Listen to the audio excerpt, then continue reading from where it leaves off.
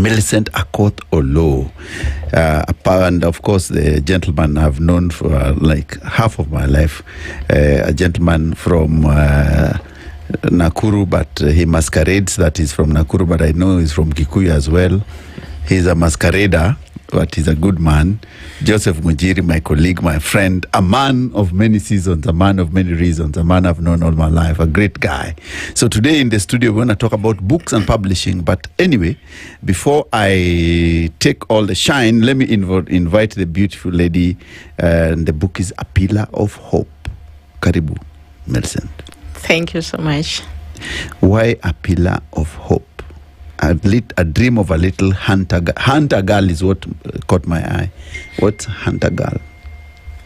Hunter girl actually is a little girl who hunt and feed the other girls or feed the family. So he hunt. She's going hunting. Wow. Mm-hmm. But a very deep topic actually. And a pillar of hope. Yeah. She's a pillar of hope.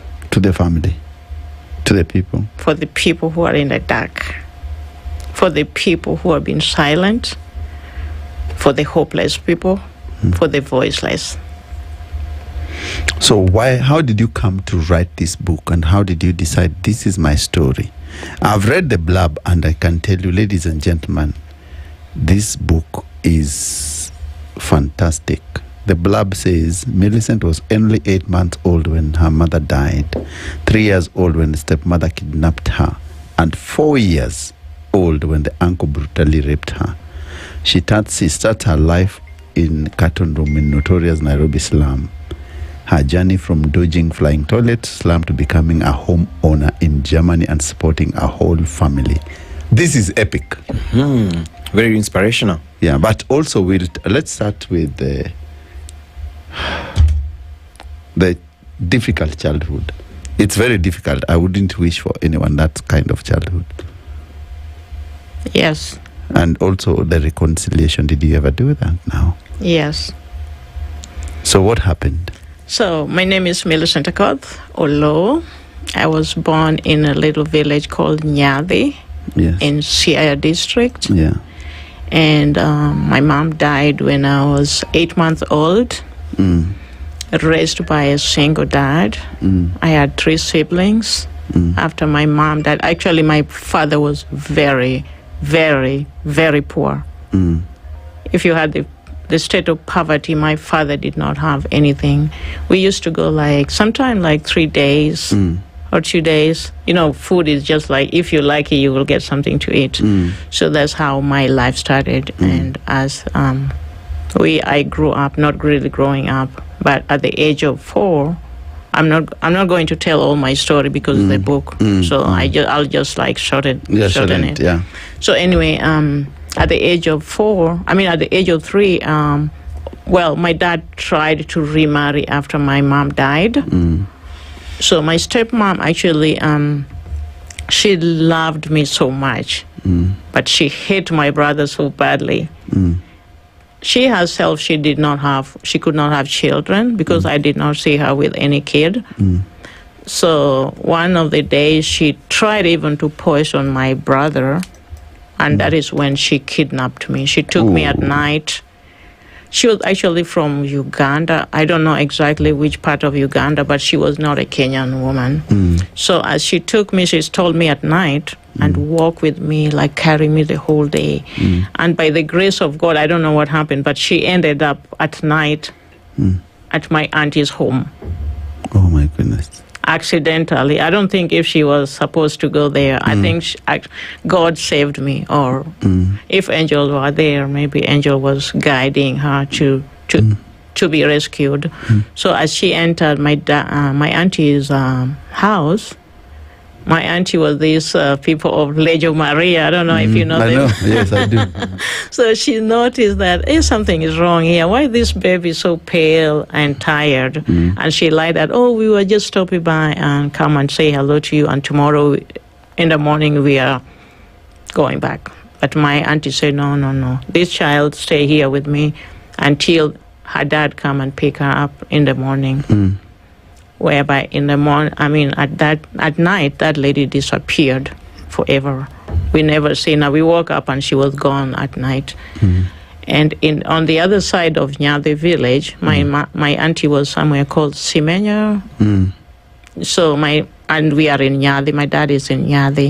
On the other side, my dad has been digging all over, kicking every door, searching her little daughter that has been disappeared with the stepmother. And the only place she decided to report his sorrow and his sadness was to report to her sister, Who happens to rescue me from on the hand of their stepmother. And as he came in the morning, he walked in and I was there.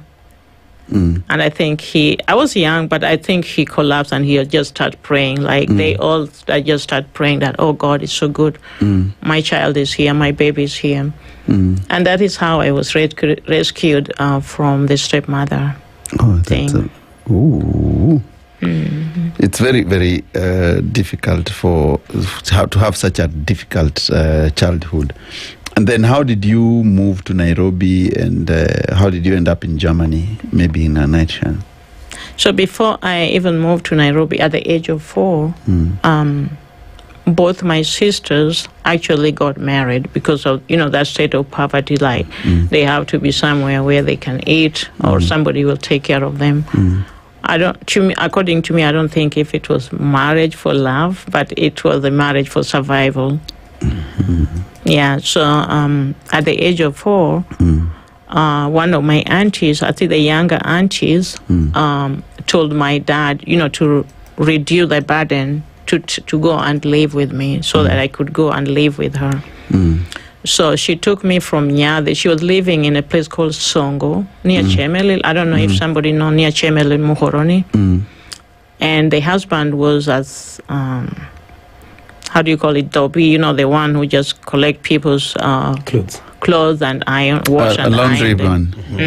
But they were living interior of the scheme of sugarcane plantation. That is the place he was living.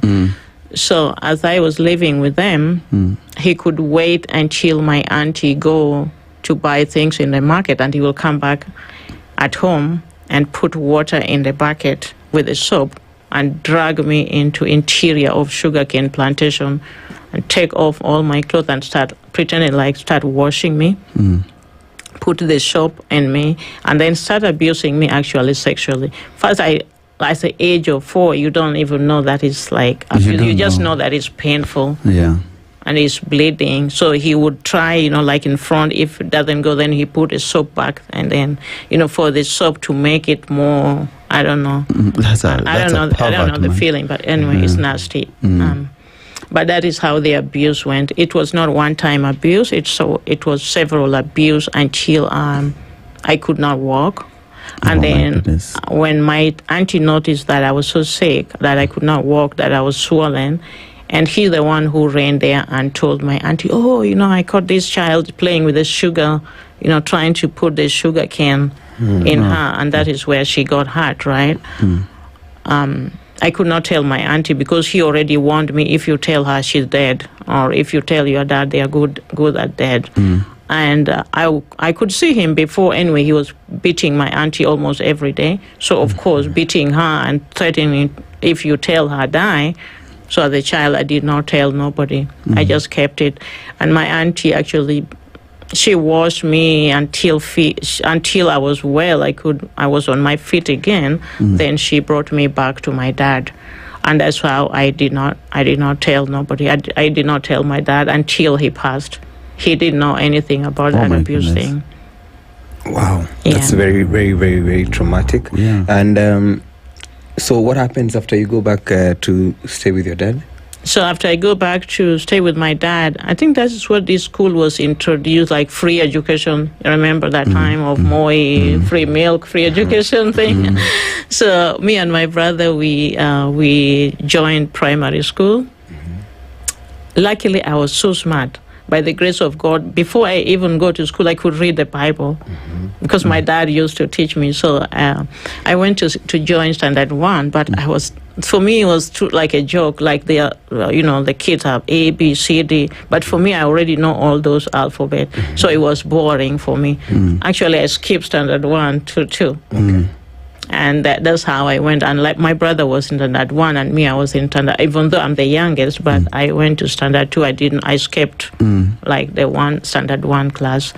So after finishing primary, life was very tough. After school, of course, you go to school, we would wake up like at 3 a.m., go to Kulima Kwanzaa before you go to school with my dad. And then after that, you go and, fetch water, wash your feet, and take your book and run to school. There was no breakfast, actually. I never seen that there is a breakfast before we go to school. So that's how life went every day with the same challenges. You come from school, there was no time for homework. Actually, we would arrange, like my brother go and fetch water, me I go and search the vegetables, those wild vegetables. And sometimes my dad used to work in our field first at 3 a.m. and then after that he would go and work for people in other people's field, but not for money though, for food. Yeah. So sometime when we come back from school, we will find that he had brought like maybe sweet potatoes cooked or githeri, and wuji, and then we will eat when we come at lunchtime. Sometimes there was nothing. We just come up at lunchtime. There was nothing at home. We drink water and we run back to school. When we come back in the afternoon, of course, there was no time to read the homework. Even to read the homework, anyway, there was no candle. Anyway, you cannot see your book because it's dark. We took an iso, makero, whatever, iso. Koroboy. Yeah. So we would not do the homeworks. But to me, even without doing the homework, I would go and pass like 100%. So by the grace of God, my brother was not so smart. So my brother actually get bullied, like, oh man, he was so bullied and kicked and called names terribly. Abused, those bullying in school. Yes. Yeah. So on the other side of us, also, the people in the village, you are poor, you don't have anything, you are being called name, you walk with no clothes, because by then there's no shoes, actually. The uniform is torn, so you'll be called with all those names. But that's how life went. After primary school, I passed so well, actually. And of course, there was no school fees. My dad could not pay the school fees. So I ended up not joining secondary school.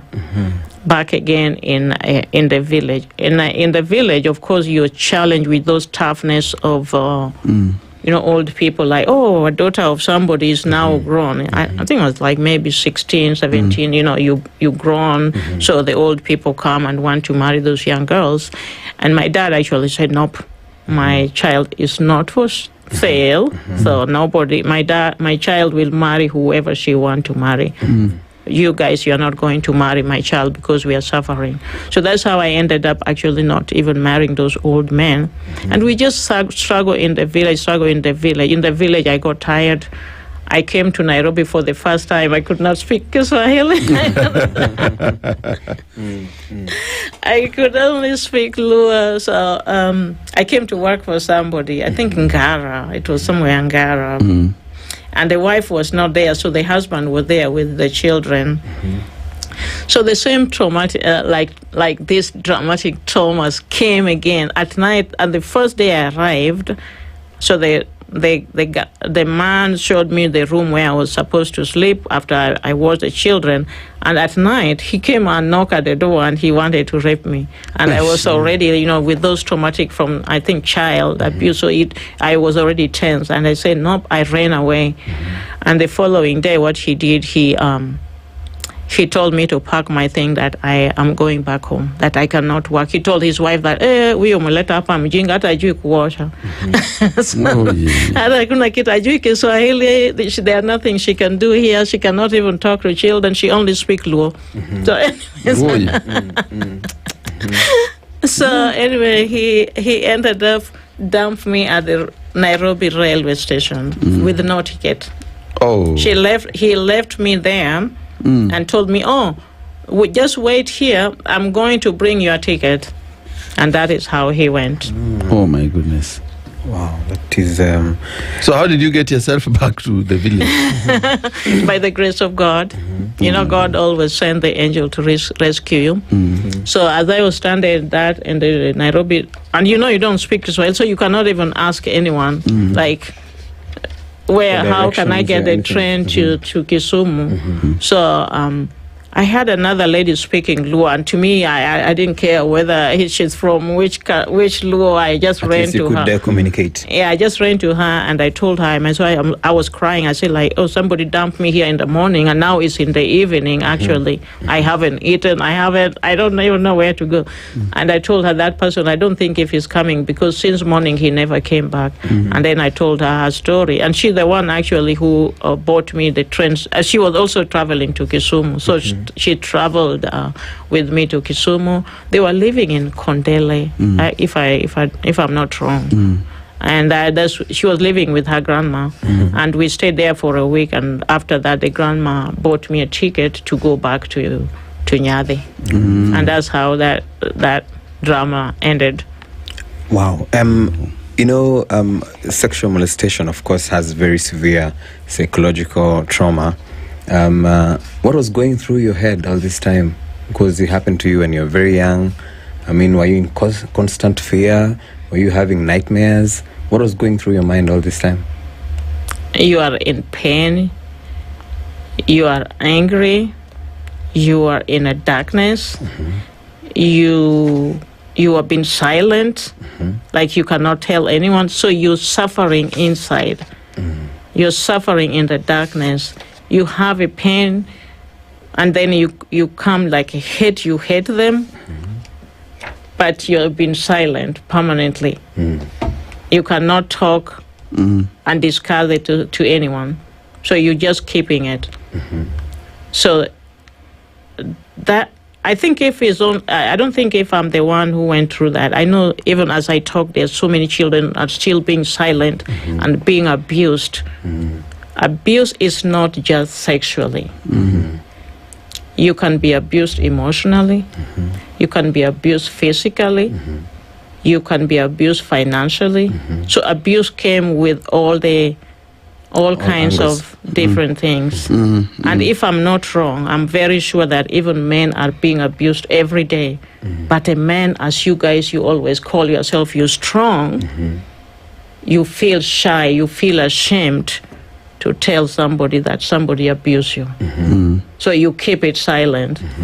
Because as a man, you cannot be a woman like, oh, people will laugh at you. Oh, hey, who may abuse you and namuto, you know. So to me, as I wrote that book, it should be also, men also are humans. And I think this is something awareness got to be raised there. Whether they are men or boys. I think you guys, you are aware of the Catholic priest who used to abuse boys, in church. And I'm pretty sure it's still happening right now. And child sexual abuse is not just an African issue. It's global. It's a global crisis. And it needs to be tackled with every tool people can use. And the people who went through trauma like me, some of them have been silent forever. They're suffering just like me in the darkness, so scared to say it. Or you think that nobody care. Or who will listen, Or you will be blamed. Oh, it's your fault. Why did you let that happen? Because even the time I wrote the book, some people will even put the comment like, oh, mbona huku kimbia? Something like that. Like, Kimbia, where are you? Kimbia to where? Too young, you don't know what's happening. Exactly, where are you running to? So we used to, I think we need to raise this child sexual abuse awareness. And it's not just child sexual abuse. As I speak now, I know even women are being abused by their own husbands. Because a woman... If a woman like me, you are my husband, and we come from work or wherever, and I tell you, honey, today I'm tired, let's just sleep. And you go beyond my no, that's already you are abusing me because I did not say yes. And it happened all the time. Yeah. So it's very sad, and that episode, of course, is. I'll read it more. I know you've really dealt with it deeply in the book, and what we can say is that I hope you got a closure of it and talk to it to many other people so that people can come out and speak about such incidences. Yeah. But then you said when you moved to Nairobi, how did you now get off to Germany finally, and how did you manage to survive? You've said poverty, poverty pulls people down, and you have managed to get out of Nyadi. You came back, you tried house help duties, you couldn't, someone tried to rape you. How did you come to Nairobi, and how eventually did you leave the city? So as the struggle and the poverty, now I'm back in the village, and the reality hit. Now you are grown.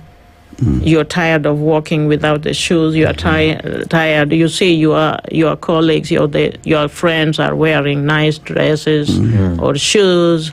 They are living a better life. So to me, leaving the village again, coming to Nairobi was like I cannot die in that village. I have to get out of that village if I want to change my life and help my family who are suffering so badly. Like I could not see my dad suffering like that again. So I just wanted, when I reach Nairobi, whichever kibarua I will do, and I want to help, to support my family. So I came back to Nairobi. One of the girls I knew, one of the friends, she was living in Kariobangi. So for the first time I think by then was only train. We took the train, and she came and picked me up, and I ended up landing in Kariobangi where she was living. Man, there were like 7 of us in those small little boxes, By then, no, it was not Kariobangi, it was Korokocho actually before. Before we moved to Kariobangi, we lived in Korokocho in those boxes, houses, whereby sometime when it rained, the sewage will sweep you, will pass through where you're sleeping. Because we did not have a bed, so you could imagine 7 girls, we were sleeping down. On the floor. So when it rains so much, it will just sweep there because the sewage is just passing Nearby. Yeah, so that's how we started. In the morning, of course, we wake up, we walk from Kariobangi to industrial area, kutafuta kibarua.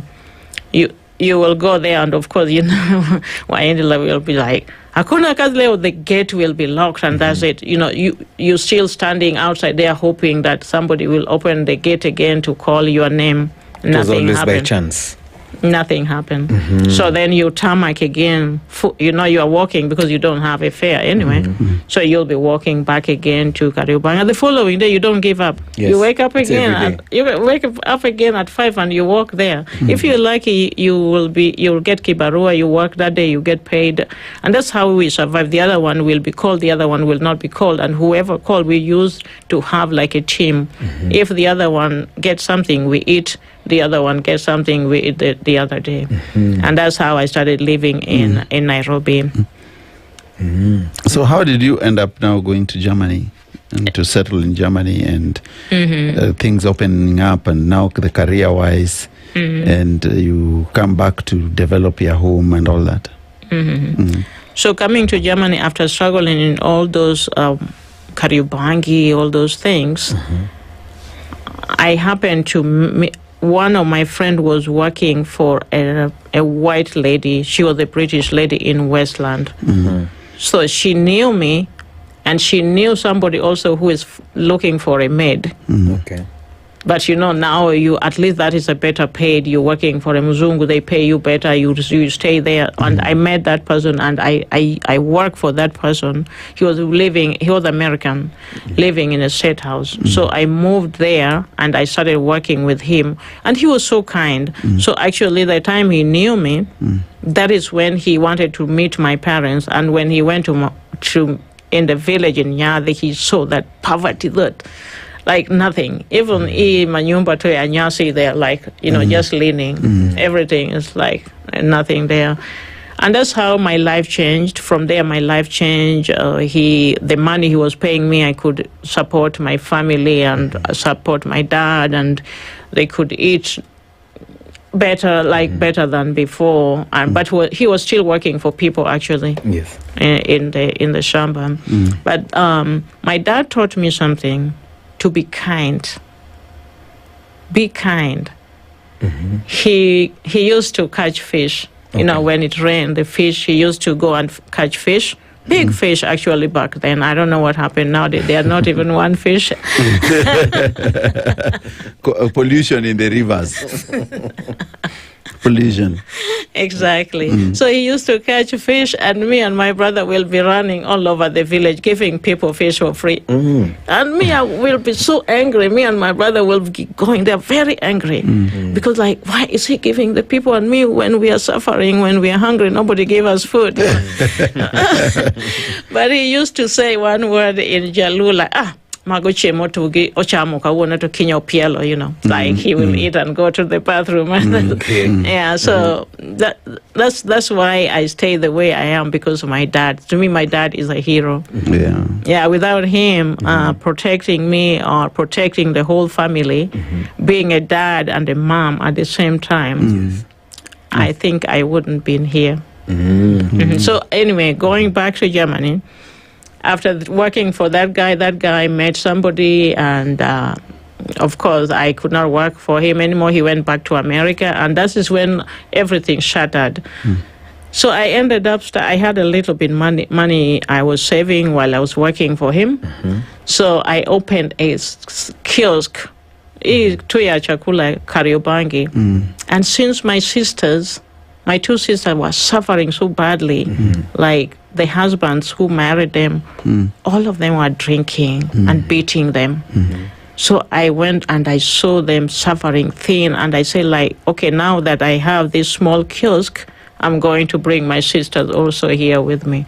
So we all came and started that kiosk business, you know, cooking, and people could eat. It was going so well. People, Manamba, Matatu, they could come and eat there.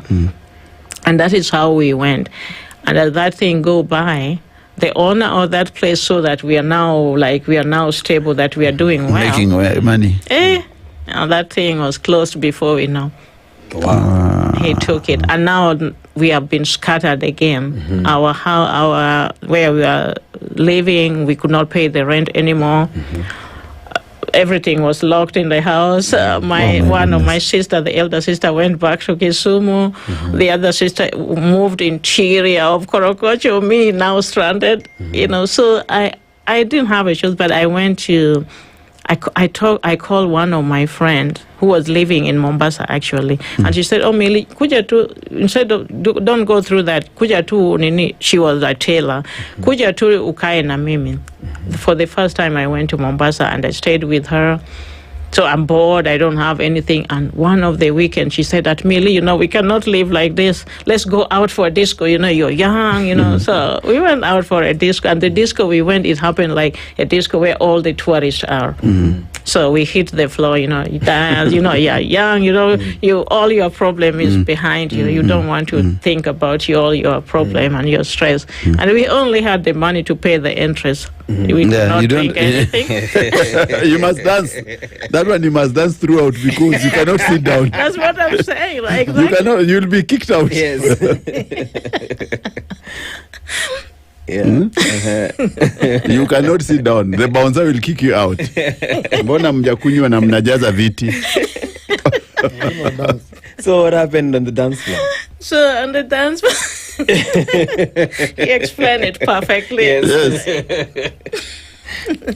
Yes, the bouncer will come and, mnajaza kitty, what are you drinking? Yeah. So your job is to dance. Whether you dance. Keep on dancing. Keep on dancing.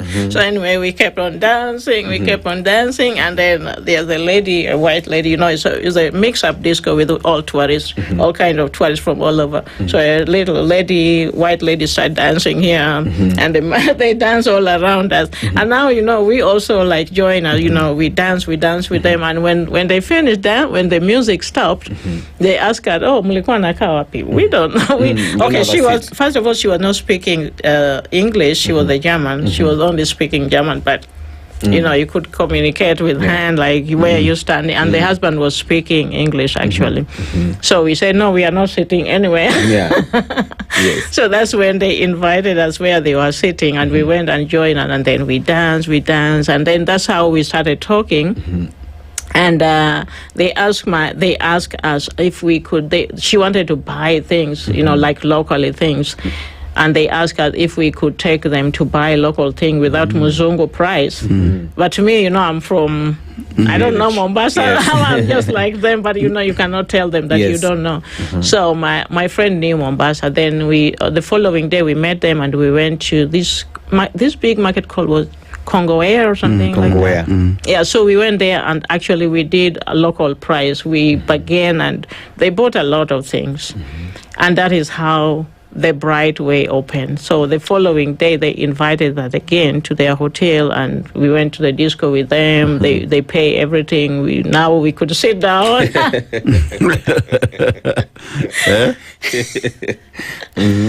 Yeah, now we could sit down and, you know, dance and talk and drink, even though we were not drinking alcohol, we only drink sodas.